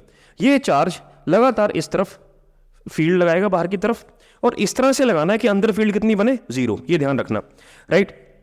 कोई भी electric field line metallic body को पेनिट्रेट नहीं कर सकती, याद रखना, क्योंकि अंदर इलेक्ट्रिक फील्ड हमेशा क्या होनी है, जीरो। चार्ज ने ऑटोमेटिकली ऐसे डिस्ट्रीब्यूट होना है कि अंदर इलेक्ट्रिक फील्ड जीरो बने। अगर अंदर इलेक्ट्रिक फील्ड जीरो है तो किसी भी चार्ज की फील्ड अंदर पेनिट्रेट तो हो ही नहीं सकती। जैसे यहाँ पर देखिए ये फील्ड लगा रहा है, राइट। ये मैंने एक एग्जांपल लिया है, इसके अंदर बहुत सारे इलेक्ट्रॉन्स प्रोटॉन्स होंगे। अगर उसमें से एक इलेक्ट्रॉन की बात कर ले -q, इस इलेक्ट्रॉन पर जो कि यहाँ पर है, मैंने एक एग्जांपल ली है, इस इलेक्ट्रॉन पर इसकी फील्ड लगेगी बाहर की तरफ, एक्सटर्नल फील्ड, राइट। और इस एक्सटर्नल फील्ड के अगेंस्ट से जाएगा, यानी किसी भी नेगेटिव चार्ज पर फील्ड की प्रेजेंस में फोर्स कितनी लगती है, क्यू ई, यानी उल्टा लगती है। तो ये जितने भी इसमें नेगेटिव चार्ज होंगे वो सारे लेफ्ट की तरफ जाना शुरू हो जाएंगे, यानी यहाँ पर सरफेस की तरफ आना शुरू हो जाएंगे, जिसे बोलते हैं माइनस क्यू आई, यानी नेगेटिव इंड्यूस्ड चार्ज, राइट। और सिमिलरली सारे के सारे प्रोटॉन राइट साइड पे चले जाएंगे, यानी यहाँ इस सरफेस पे क्या इंड्यूस हो जाएगा, प्लस क्यू आई। तो इंड्यूस चार्ज सरफेस पे आगे, ये कहानी कब तक चलती रहेगी, जब तक इक्विलिब्रियम ना आ जाए, नहीं जब आपकी एक्सटर्नल फील्ड इनबिल्ट फील्ड को बैलेंस कर जाए। इनबिल्ट फील्ड क्या है, जैसे यहाँ पे चार्ज बिल्डअप होने शुरू हो जाएंगे, इनकी खुद की इलेक्ट्रिक फील्ड बनेगी, कैसे, पॉजिटिव चार्ज से नेगेटिव चार्ज। तो ये इनबिल्ट फील्ड है, ये किसकी फील्ड है, इस वाले चार्ज की फील्ड है। इक्विलिब्रियम में दोनों बराबर हो जाएंगे, जब दोनों बराबर हो जाएंगे, जब ये फील्ड इसके बराबर होगी, ये कैंसिल कर देंगे, जब कैंसिल हो जाएगी अंदर इलेक्ट्रिक फील्ड कितनी हो जाएगी, जीरो। इस तरह से इंडक्शन होती है। एक बात और याद रखें, ये देखिए इलेक्ट्रिक फील्ड लाइंस जो भी इस पे स्ट्राइक करेंगी ना, ये 90 डिग्री पे स्ट्राइक करेंगी, because electric field lines are always at an angle of 90 degree to a equipotential surface, यानी मेटल का सरफेस जो होता है इक्को पोटेंशियल सरफेस होता है। अगले लेक्चर में जब मैं पोटेंशियल कराऊंगा तो मैं इक्को पोटेंशियल का कॉन्सेप्ट डिटेल में आपको समझाऊंगा, ठीक है प्यारे बच्चों। तो ये दो केस मैंने लिए, ठीक है। आपको केवल इतना याद रखना है, मेटल बॉडी के अंदर कभी भी फील्ड लाइंस पेनिट्रेट नहीं कर सकती। जैसे एक बार आईआईटी ने इस पे सवाल पूछ लिया, कुछ ऐसी फिगर दे दी उन्होंने, देखिए प्यारे बच्चों बड़ा बेसिक से सवाल पूछ लिया, उसने कहा ये मेटल था, ये पहली इलेक्ट्रिक फील्ड लाइन शो की थी उसने, ठीक है, राइट। ये दूसरी इलेक्ट्रिक फील्ड लाइन शो की थी उसने ऐसे, राइट। तो ऐसे ही कुछ तीसरी कुछ ऐसे शो की थी। तो कहते हैं बताओ इनमें से कौन सी इलेक्ट्रिक फील्ड लाइन पॉसिबल है। देखिए प्यारे बच्चों, अगर मेटल है तो अंदर फील्ड लाइन जा नहीं सकती, ये तो पॉसिबल नहीं है। ये भी अंदर जा रही पॉसिबल नहीं है, ये लग सकता है हमें, लेकिन हमें ये देखना कि ये जब तक एंगल 90 डिग्री ना बने, अगर तो ये एंगल मेंशन्ड है कि 90 डिग्री है, राइट, क्योंकि किसी भी मेटल के सरफेस पर वो 90 पे स्ट्राइक करेंगे तो ये वैलिड होगी। तो ऐसी कंडीशन हम देखेंगे। तो इस छोटे से बेसिक कॉन्सेप्ट पर आईआईटी ने फिगर वाला सवाल पूछ लिया। अब ऐसे ही इसके और कैसे चार्जेस डिस्ट्रीब्यूट होते हैं कैविटी के अंदर, कैविटी का बड़ा इंपॉर्टेंट कॉन्सेप्ट है, कैसे इंडक्शन होती है कंसेंट्रिक शेल्स के अंदर, मैं सारा डिस्कस कर रहा हूँ एक एक करके, जस्ट बने रहिए मेरे साथ। चलिए प्यारे बच्चों आगे बढ़ते हैं, बोर्ड रब करूँ। प्यारे बच्चों, जो तीसरा पॉइंट है जो हम डिस्कस कर रहे हैं कि कैसे मेटालिक बॉडीज़ पर चार्ज चलता है, कैसे होता है, तो बहुत सारे उसके केस ले रहा हूँ। ये सारे केसेस बहुत शानदार हैं, बहुत इंपॉर्टेंट है, ध्यान से इसको वीडियो पॉज कर करके इसके नोट्स बना के आपने करने हैं जरूर, ठीक है। तो एक केस लिया है, मान लीजिए एक बॉडी ऑलरेडी चार्ज है पहले से। अभी तक हम पिछले केस ले रहे थे कि बॉडी सारी अनचार्ज थी, पहले से चार्ज है, पॉजिटिवली चार्ज है, यानी इस पर एक्सेस पॉजिटिवली चार्ज है।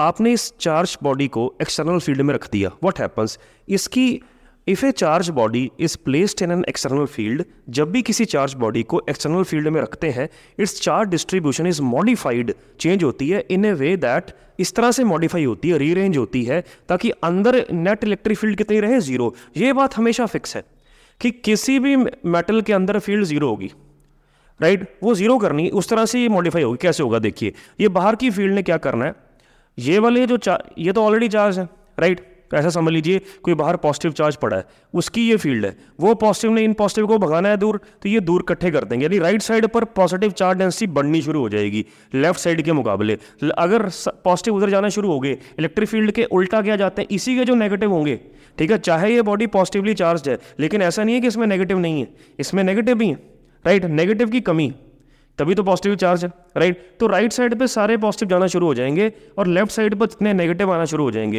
यानी लेफ्ट साइड पर पॉजिटिव चार्ज डेंसिटी घटनी शुरू हो जाएगी और राइट साइड पे पॉजिटिव चार्ज डेंसिटी बढ़नी शुरू हो जाएगी। ये तब तक चलेगा, it continues till the net electric field inside the body is zero, जब तक जीरो ना हो, यानी इक्विलिब्रियम में क्या होगा। अब ये सिचुएशन मैंने ऐसे बनाई है, मैंने कहा कि राइट साइड पे अगर पॉजिटिव चार्ज डेंसिटी बढ़नी शुरू होगी, लेफ्ट पे घटनी शुरू होगी, तो यहाँ थोड़ा कम चार्ज दिखाएं या ज़्यादा दिखाएं, तो उस वहाँ एक पॉइंट ले लिया, उस पॉइंट पर बाहर वाली फील्ड लगेगी और अंदर ये वाले चार्जेस अपनी फील्ड बनाएंगे, इनबिल्ट पॉजिटिव से नेगेटिव, ठीक है, वो इनबिल्ट फील्ड है। इक्विलिब्रियम में जब ये दोनों फील्ड बराबर हो जाएंगी, कैंसिल हो जाएंगी, तो अंदर इलेक्ट्रिक फील्ड कितनी हो जाएगी, जीरो। तो जैसे मर्जी आप देख लीजिए, चाहे बॉडी अनचार्ज है या चार्ज है, चार्जेस ने इसी तरह मॉडिफाई होना है कि अंदर नेट इलेक्ट्रिक फील्ड किसी तरह जीरो हो जाए। वो नेट इलेक्ट्रिक फील्ड तभी जीरो होगी जब एक्सटर्नल फील्ड को कोई ना कोई इनबिल्ट इलेक्ट्रिक फील्ड बैलेंस कर जाए।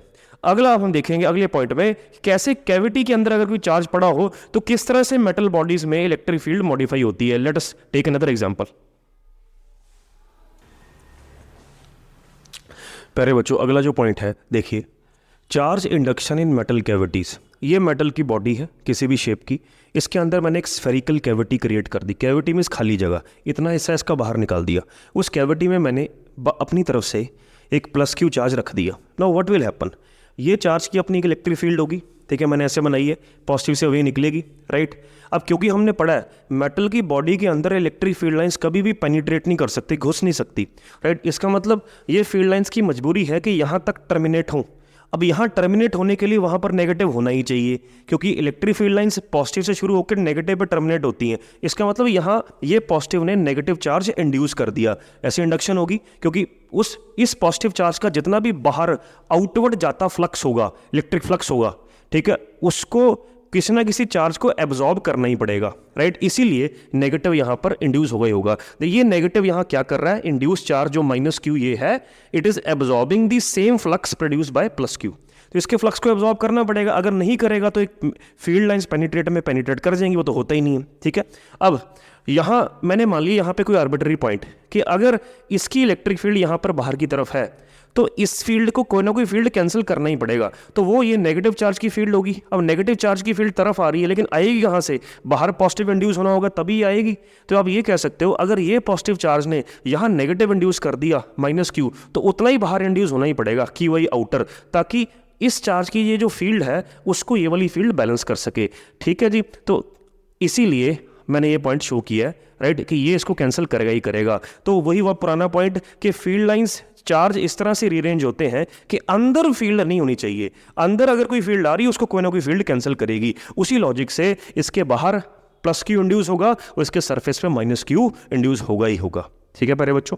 अगला केस, मान लीजिए कि अब ये एक आइसोलेटेड मेटल कंडक्टर है, ठीक है। If know field exist in surroundings, पिछले केस हमने लिए थे बाहर ऑलरेडी एडिशनल फील्ड एग्जिस्ट कर रही थी, अगर कोई फील्ड बाहर एग्जिस्ट नहीं कर रही तो चार्ज पूरी तरह से यूनिफॉर्मली डिस्ट्रीब्यूट हो जाएगा। लेकिन अगर इसके बगल में एक चार्ज रख दिया तो यूनिफॉर्म डिस्ट्रीब्यूशन नहीं होगी, इसका खुद का फ्लक्स है जो इसको पॉजिटिव को धकेलेगा पीछे, ठीक है, पॉजिटिव को रिपेल करेगा, तो काफ़ी ज़्यादा फ्लक्स, काफ़ी ज़्यादा चार्ज पीछे इकट्ठा हो जाएंगे। तो यहाँ पर अगर यूनिफॉर्मली चार्ज डिस्ट्रीब्यूट हो रहा था, यहाँ पर क्या हो रहा है, नॉन यूनिफॉर्मली डिस्ट्रीब्यूट हो रहा है। ऐसे छोटे छोटे सवाल नीट में बहुत शानदार बन सकते हैं, किसी भी एग्जाम में बन सकते हैं, हाईली इंपॉर्टेंट केसेज हैं ये। चलिए प्यारे बच्चों आगे बढ़ते हैं। प्यारे बच्चों अगले दो केस देखिए। अब फिर से मैंने क्या कहा है, पिछले केसेस में तो मैंने एक मेटल बॉडी बनाई थी, बीच में कैविटी बनाई थी, बाहर कोई चार्ज नहीं रखा था। अगर मान लीजिए बाहर भी कोई चार्ज पड़ा है तो कैसे मॉडिफाई होगी, फंडा वही है, इस तरह से मॉडिफाई होगी कि ये पॉजिटिव सारे पॉजिटिव को एक जगह इकट्ठा कर देगा पीछे की तरफ, यहाँ कम होंगे यहाँ ज़्यादा होंगे। पहले से प्लस कैपिटल क्यू चार्ज पड़ा हुआ है इस पर, पहले से बाहर प्लस स्मॉल क्यू है, कैविटी के अंदर प्लस स्मॉल क्यू है, तो कैविटी में तो वही फंडा, जितना यहाँ से फ्लक्स ओरिजिनेट होगा वो सारा का सारा इसके सरफेस पर टर्मिनेट होगा ही होगा। अगर टर्मिनेट होगा तो यहाँ पे सरफेस पे माइनस क्यू चार्ज इंड्यूस होगा, ठीक है। अगर यहाँ माइनस क्यू चार्ज इंड्यूस हुआ, यहाँ प्लस क्यू इंड्यूस होगा ही होगा। वही लॉजिक कि जब आप इसकी फील्ड और इसकी फील्ड देखोगे, ठीक है, इस पॉइंट पर इसकी फील्ड आएगी, इसकी और इसकी फील्ड को कोई ना कोई उल्टी फील्ड कैंसिल करनी पड़ेगी। वो उल्टी फील्ड किसकी होगी, जो बाहर चार्ज पड़े हैं, राइट। तो आप अगर यहाँ माइनस क्यू इंड्यूस हुआ है तो यहाँ प्लस क्यू इंड्यूस होगा ही होगा। वो प्लस क्यू जो बाहर ऑलरेडी चार्ज पड़ा है उसके साथ ऐड कर दिया जाएगा। यानी कहने का मतलब है क्यू प्लस क्यू की फील्ड को बाकी सारी जितनी भी फील्ड है उससे कैंसिल होना ही पड़ेगा, ठीक है प्यारे बच्चों। आगे किसी कंसेंट्रिक शेल में कैसे चार्ज इंडक्शन होता है, ये भी बड़ा इंपॉर्टेंट सवाल है। मान लीजिए ये मेटालिक कंसेंट्रिक शेल्स हैं, यहाँ ऑलरेडी प्लस क्यू चार्ज पड़ा है, बाहर कोई चार्ज नहीं पड़ा, तो फिर से इसका जो भी सारा फ्लक्स होगा वो सारा का सारा इस सरफेस पे टर्मिनेट होगा, यानी इस पूरे सरफेस पे नेगेटिव चार्ज इंड्यूस हो जाएगा। अगर यहाँ नेगेटिव इंड्यूस होगा तो यहाँ प्लस क्यू होना ही होगा। क्यों? क्योंकि यहाँ कोई चार्ज मेंशन नहीं था, तो अगर कोई चार्ज मेंशन नहीं था तो दोनों का सम क्या होना चाहिए, जीरो होना चाहिए। वो जीरो करने के चक्कर में ये माइनस क्यू यहाँ पे प्लस क्यू बनेगा ही बनेगा, तो इसका सारा फ्लक्स कहाँ चला जाएगा, इन्फिनिटी तक जाएगा ये, ठीक है। इसका सारा फ्लक्स यहाँ तक टर्मिनेट होगा, ठीक है प्यारे बच्चों। अब वही बात देखना, ये शेल है, शेल का मतलब ये है कि अब यहाँ ये तो खाली जगह, ये भी खाली जगह है, मेटल की बॉडी को टर्मिनेट नहीं कर सकता, ये मेटल की बॉडी है, ये वाला इसके आर पार नहीं जा सकता, ये ध्यान रखना, ठीक है जी। तो इसीलिए ये अंदर नहीं आ सकता, मतलब टर्म ये सिर्फ बाहर ही जाएगा, तो ये यहाँ पे टर्मिनेट हो गया, ये बाहर चला गया। ऐसे ही यहाँ पर क्या कहा है, ये प्लस क्यू चार्ज ऑलरेडी पड़ा हुआ है यहाँ पर, ठीक है, यहाँ पे प्लस क्यू चार्ज दे दिया तो यहाँ टर्मिनेट हो गया सारा का सारा फ्लक्स, यहाँ फिर से इंडक्शन होगी क्यू प्लस क्यू। अब यहाँ पे देखना है क्यू प्लस क्यू और इसका सम क्यू वापस आना ही होगा, क्योंकि ये ऑलरेडी पड़ा हुआ है, ठीक है, इसीलिए यहाँ Q प्लस क्यू हो जाएगा इंड्यूस, यहाँ पे माइनस क्यू इंड्यूस हो जाएगा। तो ऐसे शेल्स के सवाल जब हम आगे पोटेंशियल के सवाल करेंगे, पोटेंशियल के कंसिडरिंग स्फेरिकल शेल्स के बहुत इंपॉर्टेंट सवाल होते हैं, वो पोटेंशियल वाली वीडियो में मैं करवाऊंगा आपको। अभी सिर्फ मैंने आपको चार्ज डिस्ट्रीब्यूशन सिखाई है। आइए प्यारे बच्चों, ये सारी गेम मैंने आपको बताई चार्जेस की कैसे डिस्ट्रीब्यूट होते हैं, क्या प्रॉपर्टीज है, कैसे कूलम लॉ के इंपॉर्टेंट सवाल आते हैं, राइट, इक्विलिब्रियम क्या होता है, स्टेबल अनस्टेबल एसएचएम के क्वेश्चन कैसे करते हैं। अब हम फील्ड के कुछ शानदार शॉर्टकट्स और फॉर्मूले पढ़ेंगे कंटिन्यूस बॉडीज के कि किस तरह से सवाल बने हैं नीट जेई और एडवांस में। आइए चलते हैं फील्ड की तरफ।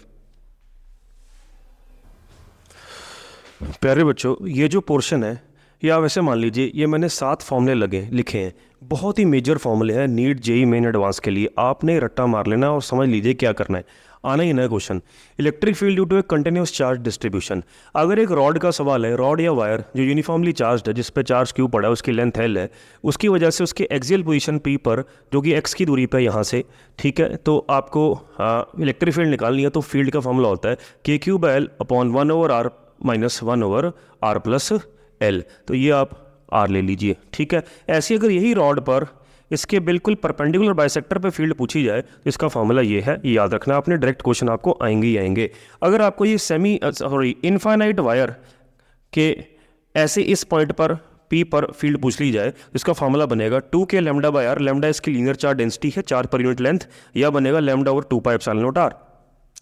अगर एक सेमी इन्फिनिट वायर है जिसका एक कोना इन्फिनिटी है, दूसरा कोना इन्फिनिटी नहीं है, उसकी इलेक्ट्रिक फील्ड किसी पॉइंट पी पर जो उसके कोने पर है, उसका वाई और एक्स कंपोनेंट दोनों निकलते होते हैं, दोनों बराबर होते हैं, एक्स और वाई कंपोनेंट होते हैं के लैम्डा बाय आर। अगर रिजल्टेंट निकाला जाए ये एंगल 45 डिग्री होता है, यानी एंगल 90 होता है, तो root of E square X plus E square Y से फॉर्मूला बन जाता है √2 के लैम्डा बाय आर। आपने याद रखना है। अगर एक जनरल वायर है जिसकी फाइनाइट लेंथ है, ये अल्फा बीटा एंगल है, यहाँ पर फील्ड निकालनी है, इसका एक्स कंपोनेंट रहेगा, इसकी दूरी पी पॉइंट से डी है, lambda over 4 pi epsilon not D sine alpha plus sign beta, इसका वाई कंपोनेंट रहेगा lambda over 4 pi epsilon not D cos beta minus cos alpha. Highly important formula, resultant इसका ये रहेगा। अगर एक semi circular ring या wire है, उसकी सेंटर पे फील्ड का हमेशा वाई कंपोनेंट आता है, इतना एक्स कंपोनेंट नहीं होता। अगर एक क्वार्टर रिंग है, ठीक है, उसके सेंटर पे जो दोनों कंपोनेंट्स आते हैं, एक आता है लैम्डा और 4 पाई एप्सिलॉन नॉट आर, दूसरा भी वही आता है लैम्डा और 4 पाई एप्सिलॉन नॉट आर। अगर वेक्टर फॉर्म में लिखना है तो लैम्डा और 4 pi epsilon naught I cap minus J cap. इसका रिजल्टेंट निकालेंगे तो आपको करना पड़ेगा E square X plus E square Y under the root. तो ये 7 शानदार फॉर्मूले हैं। आप मान लीजिए एक ऐसा सवाल कंटिन्यूस चार्ज डिस्ट्रीब्यूशन से आना ही आना है। चलिए आगे बढ़ते हैं इंपॉर्टेंट क्वेश्चंस और कॉन्सेप्ट्स इलेक्ट्रिक फील्ड के। प्यारे बच्चों, अगले और कुछ मैंने कॉन्सेप्ट और फॉर्मूले लिखे हैं, बड़े इंपॉर्टेंट है। हमने पढ़ा है कि एक रिंग जो यूनिफॉर्मली चार्ज है उसके सेंटर पे इलेक्ट्रिक फील्ड 0 होती है, हम पढ़ चुके हैं, फॉर्मूला भी पढ़ चुके हैं। लेकिन इंपॉर्टेंट बात यहाँ पर ये है, कई बार सवाल करते हैं कि इस रिंग में कट लगा दिया गया इस विड्थ W का, तो आप बताइए अब फील्ड कितनी होगी। तो करना क्या, इसके ऑपोजिट एक स्मॉल विड्थ का एक एलिमेंट ले लेना, इस पे जो चार्ज निकालो वो कैसे निकालो, यूनिटरी मेथड से। पूरी रिंग पे चार्ज क्यों है, इतनी विड्थ पे चार्ज इतना आ गया, तो इसके कारण जो फील्ड बनेगी that will be K Q by R square. R इसका यहाँ से दूरी होगी, क्यू आप यहाँ पर डाल देंगे। तो अगर कट लगा दिया जाए तो इस तरह से अपने फील्ड को रिप्रेजेंट करना है रिंग की वजह से। अब पेंटागन के कुछ हाईली इंपॉर्टेंट सवाल होते हैं, जैसे मान लो एक पेंटागोनल फिगर है, आपको पेंटागन के 5 वर्टिसेस पे चार्ज पड़े, उसके यहाँ कहीं ओ पॉइंट पर आपको फील्ड निकालनी है। सिमेट्री के हिसाब से ये फील्ड 0 आएगी, आंख बंद करके 0 लिख दीजिए, कुछ सॉल्व करने की जरूरत नहीं। लेकिन इंपॉर्टेंट बात यहाँ पर ये है, अगर आपसे पूछ लें कि हाँ कोई जो रिमेनिंग चार्ज है, जो एक बचा चार्ज, चारों किसी एक चार्ज की वजह से ओ पर जो फील्ड कितनी बनेगी, तो देखिए जो बाकी चार्ज हैं, ठीक है, वो एक तरफ को फील्ड प्रोड्यूस करेंगे, तो इस चार्ज को उससे उल्टा फील्ड प्रोड्यूस करनी पड़ेगी। क्यों? क्योंकि सिमेट्री के हिसाब से इसके सेंटर पे फील्ड कितनी होती है, 0। इसीलिए जो बाकी 4 चार्ज है उसकी फील्ड इधर हुई तो इसकी इधर आनी पड़ेगी, तो इसकी वो 4 चार्जेस के बराबर होगी। तो अगर आपको सवाल पूछने कि उन 4 चार्जेस की फील्ड कितनी है या इस इकलौते चार्ज की फील्ड कितनी है, वो बात एक ही बराबर ही होगी और ऑपोजिट होगी हमेशा। तो यहाँ पर ये दूरी आपको गिवन होगी, तो आप इस चार्ज की फील्ड यहाँ पर निकाल लोगे के क्यू बाय एक्स स्क्वायर, जो बाकी 4 चार्जेस की फील्ड को हमेशा बैलेंस करेगी। ठीक है, अब हमने जो रिंग के एक्सिस पे एक फॉर्मूला पढ़ा था इलेक्ट्रिक फील्ड का, क्या था, K Q X upon X square plus R square की पावर 3/2। इसकी बहुत इंपॉर्टेंट एप्लीकेशन है। फॉर एग्जांपल आपको सवाल आ गया कि ये एक पेंटागन है, पेंटागन के एक्सिस पे एक पॉइंट पड़ा है, यहाँ पर फील्ड निकालिए। आप डायरेक्टली इससे निकाल सकते हो। यहाँ पर ये जो क्यू रिंग पे चार्ज होता है, यहाँ पर पेंटागन पे टोटल चार्ज जो है वो हो जाएगा। टोटल चार्ज पेंटागन पे कितना होगा, this plus this plus this plus this 5Q Q की जगह 5Q आ गया, ये दूरी गिवन होगी, अब डायरेक्टली आर ये डिस्टेंस गिवन होगा, रेडियस, राइट। तो आप पेंटागन के किसी एक्सिस पे पूछा जाए तो आपने यही फॉर्मूला इस्तेमाल कर लेना है, ठीक है, सिमेट्री के साथ। सिमेट्री मानकर, जैसे मान लीजिए यहाँ पर एक स्क्वायर है, स्क्वायर के एक्सिस पे एक चार्ज पड़ा है Q2, इसका मास m है, इसकी इक्विलिब्रियम की कंडीशन है। इसकी इक्विलिब्रियम कंडीशन क्या होगी, इसका भार जो है यहाँ से जो फील्ड आएगी, स्क्वायर के वर्टिसेस पे जो चार्ज पड़े होंगे, वो जो उसके एक्सिस पे फील्ड प्रोड्यूस कर रहे होंगे, उसको बैलेंस करना होगा। तो जो अब ये एक्सिस पे फील्ड कैसे निकालनी है, तो स्क्वायर है, हमने फिर से ये शॉर्टकट लगाना है। यहाँ पे Q की जगह क्या डाल देना है, 4Q। 4Q क्यों, क्योंकि स्क्वायर के जो चारों वर्टिसेस पे चार्ज पड़े होंगे वही टोटल चार्ज होगा। तो ये एक्सिस वाले रिलेशन की बड़ी इंपॉर्टेंट सिमेट्रिकल एप्लीकेशन है, जिसपे आपको हाईली इंपॉर्टेंट सवाल पूछे जा सकते हैं। चलिए प्यारे बच्चों आगे बढ़ते हैं।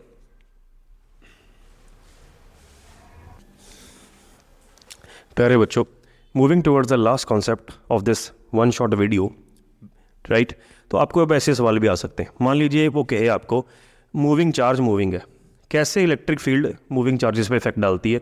सिस्टम में इलेक्ट्रिक फील्ड डाउनवर्ड है, किसी भी तरह एक चार्ज को यहाँ से फेंका यू की स्पीड से, किसी भी इंस्टेंट पर उस पर एक्सलेरेशन निकालनी है। किसी भी इंस्टेंट पर एक तो उसको ग्रेविटी नीचे खींचेगी, प्लस ये चार्ज पार्टिकल, ठीक है, इलेक्ट्रिक फील्ड के अगेंस्ट से जाएगा। तो ये मान लेते हैं हम, ये नेगेटिव चार्ज पार्टिकल है, नहीं पॉजिटिव ही लें, हाँ, क्योंकि पॉजिटिव ही इलेक्ट्रिक फील्ड के अलॉन्ग आता है, राइट। तो बिल्कुल ठीक है, पॉजिटिव। तो इस पर जो यहाँ पर नेट फोर्स लग रही है वो mg प्लस क्यू ई है। तो यहाँ पर इस इंस्टेंट पर F is equal to M लगा देते हैं, mg plus Q E is equal to M. तो ए जो बना this becomes mg by M plus Q E by M. तो ये इफेक्टिव ग्रेविटी बनी, एम से एम कट गया, तो g plus Q E by M. इस तरह से वाई डायरेक्शन में जो इफेक्टिव एक्सेलरेशन या इफेक्टिव ग्रेविटी आई वो ये आई, ठीक है प्यारे बच्चों। तो ऐसे सवाल पूछे जा सकते हैं। मान लीजिए आपको कह दे ऑलरेडी स्पेस में इलेक्ट्रिक फील्ड ऐसे पड़ी है यहाँ पे, तो ये इस पे चार्ज प्लस क्यू है, तो इस पे इलेक्ट्रिक फील्ड की वजह से फोर्स लगी, क्यू ही ऊपर, वेट नीचे एक्ट करेगा। तो जो इफेक्टिव वैल्यू ऑफ ग्रेविटी आएगी, फिर से अगर ये ऊपर जा रहा है तो यहाँ पे इस डायरेक्शन पे F is equal to M A लगाएं, तो F कितनी बनी, Q E minus M G is equal to M A. तो एक्सप्रेशन बनी आपकी Q E by M minus G, Q E by M minus G, ठीक है। अब इसको थोड़ा सा और कॉम्प्लिकेट कर दिया मैंने यहाँ पर। अब मान लीजिए यहाँ पर लिक्विड भी डाल दिया, ये सारे किसी लिक्विड में, अगर लिक्विड नहीं है तो ये इफेक्टिव ग्रेविटी, अगर लिक्विड है तो आपको पीछे भी मैंने बताया लिक्विड में अपथ्रस्ट लगता है, तो अपथ्रस्ट से जो जी है, जी इफेक्टिव बन जाती है। जी इफेक्टिव किसके बराबर हो जाती है, जी इंटू 1 माइनस सिग्मा बाय रो, ये एज इट इज आ जाएगा। जिस तरह भी मूवमेंट हो रही है, ठीक है, उस हिसाब से आपने निकाल देना, ठीक है प्यारे बच्चों। तो ये हो गया। ऐसे ही ये सिंपल पेंडुलम है, इस पे चार्ज प्लस क्यू है, तो फील्ड ऑलरेडी बाहर से ऊपर लगी हुई है, तो इलेक्ट्रिक फील्ड में फोर्स लगेगी, क्यू ही ऊपर, वेट नीचे एक्ट करेगा। ये लगने से टेंशन का काम खत्म हो जाएगा, टेंशन ये रस्सी स्लैक हो जाएगी, टेंशन जीरो हो जाएगी। तो अब ऊपर की तरफ जब न्यूटन सेकंड लॉ लगाएंगे तो बन जाएगा Q E minus M G is equal to M A. तो एक्सप्रेशन बन गई इसकी Q E by M minus G, तो G effective Q E by M minus G, ठीक है प्यारे बच्चों। तो इस तरह से आप ये इफेक्टिव वैल्यू एक्सप्रेशन निकाल सकते हैं। हाँ, तो आपको लग रहा होगा यहाँ पे आगे पीछे है, तो आपने देख लेना कौन सी बड़ी चीज़ है, कौन सी छोटी चीज़ है, ठीक है प्यारे बच्चों, क्लियर है। तो इस तरह से आप ये इफेक्टिव वैल्यू ऑफ ग्रेविटी वगैरह निकाल सकते हैं। यानी आप ये रिजल्ट स्टैंडर्ड डायरेक्टली याद रख सकते हैं कि पेंडुलम के केस में जब इस तरह से आपको time period of simple pendulum पूछा जाएगा तो 2/√L/G, जी की जगह आपने जी इफेक्टिव कितना डालना है, G minus Q E by M, और अदरवाइज आप हर जगह पे आपको इफेक्टिव वैल्यू ऑफ ग्रेविटी निकालनी ही पड़ेगी। तो प्यारे बच्चों, ये था मेरा आज का वन शॉट वीडियो का लेक्चर। इलेक्ट्रोस्टैटिक्स वन शॉट मेरा मतलब है इलेक्ट्रिक चार्जेस और इलेक्ट्रिक फील्ड से जितने भी नीट, मेन और एडवांस के कॉन्सेप्ट और क्वेश्चन बनते हैं मैंने आपको करवाए। आप, मेरी यही दरख्वास्त है, आप चैनल को लाइक कीजिए, सब्सक्राइब कीजिए और बेल आइकन दबाना ना भूलिए। अगले लेक्चर में मैं फिर मिलूंगा आपसे, तब तक के लिए जय श्री राम, सत श्री अकाल, आदाब।